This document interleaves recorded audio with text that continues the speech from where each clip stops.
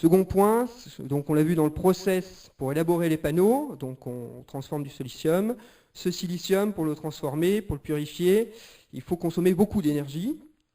Et donc on a mis en place un indicateur qu'on appelle le temps de retour énergétique, qui est l'énergie consommée pour la fabrication justement des panneaux, fabrication, transport, l'installation et même le recyclage. Donc là on prend toute cette énergie qu'on divise par l'énergie produite annuellement par un panneau. Et là on trouve un nombre d'années qui correspond au temps de retour énergétique. Donc pour égaler l'énergie consommée lors du tout le process du panneau photovoltaïque, pour du silicium cristallin, les 95% du marché, on a un temps de retour, donc là c'est une étude qui a été faite par l'Agence internationale de l'énergie, temps de retour d'environ de 4 ans. Et sur les couches minces, donc il y a énergie pour transformer les produits, on approche les 3 ans. Sur une durée de vie des panneaux qui est de minimum 25 ans. L'effet de serre, bon, on ne pouvait pas ne pas parler d'effet de serre aujourd'hui, on est deuxième jour de Copenhague. Donc sur la quantité des gaz à effet de serre émis lors de la fabrication du système, donc là il y a une étude qui a été réalisée aussi. Donc sur le solaire photovoltaïque, donc on ramène les quantités produites lors de la fabrication, du transport et du recyclage, et on ramène ça sur une production en kilowattheure sur une trentaine d'années. Donc ça nous ramène sur un solaire photovoltaïque à 70 grammes équivalent CO2 par kilowattheure. Donc là on parle grammes équivalent CO2 parce qu'en effet on émet des fameux gaz qui sont ces fameux silanes, qui sont des gaz à fort pouvoir de réchauffement climatique.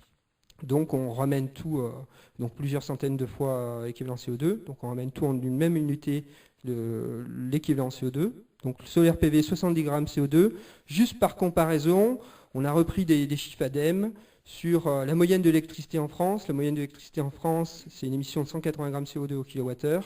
L'électricité en Europe, c'est 340 grammes CO2 au kilowattheure.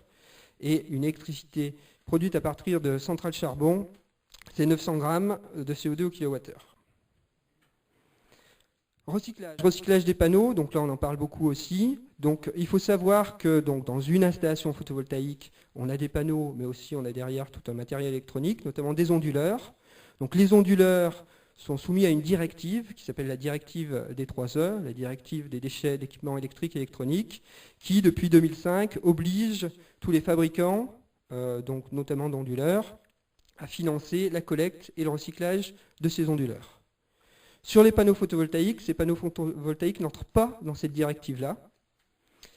En revanche, il y a une association industrielle qui s'est mise en place au niveau européen et qui a créé le PV Cycle, le PV Cycle, donc une association dont l'objectif est un recyclage de 85% des panneaux en 2015. Donc recyclage par traitement thermique pour séparer l'ensemble des cellules et les différents matériaux contenus dans les panneaux, et puis réintégrer le silicium qui est déjà qui a été utilisé dans ces panneaux dans un process de fabrication pour de nouveaux panneaux. Ensuite, les ondes électromagnétiques. Donc on parle souvent d'ondes électromagnétiques par rapport aux panneaux. Donc c'est vrai que là, bon, c'est pas le domaine du tout de compétence de l'ADUM, mais bon, les différents ingénieurs de l'ADUM ont donné quelques pistes de bon sens. Déjà, on a un courant continu qui est produit sur ces panneaux-là. Donc, qui dit courant continu, dit champ magnétique constant.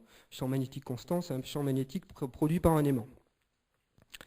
Souvent, on s'inquiète, enfin, j'ai eu la question une fois ou deux, du champ qui est produit lorsqu'on dort dans des combles et qu'on a des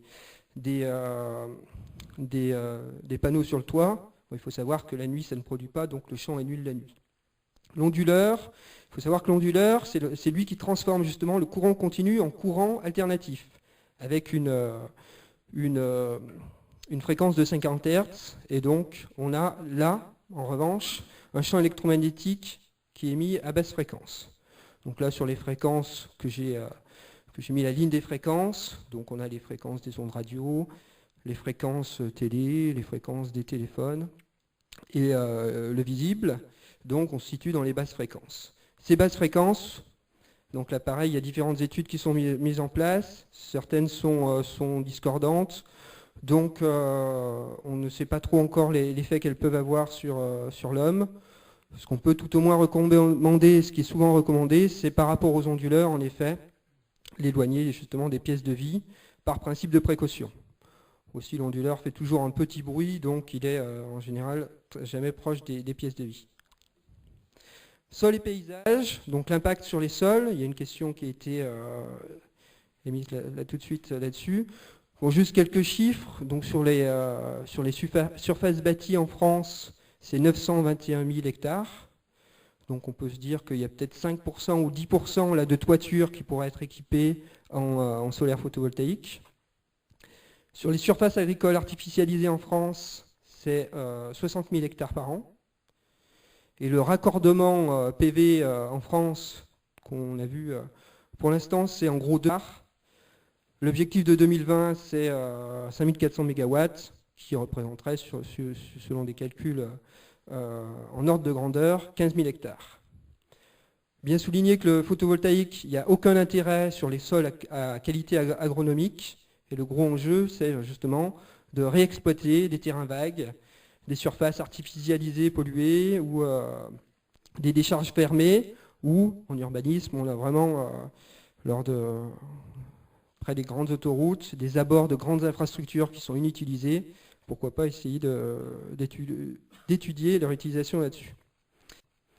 Sur les sols, on a des procédures d'urbanisme, elles seront détaillées ensuite à la table ronde. Juste pour les rappeler, il y a un décret qui a été publié le 19 novembre 2009.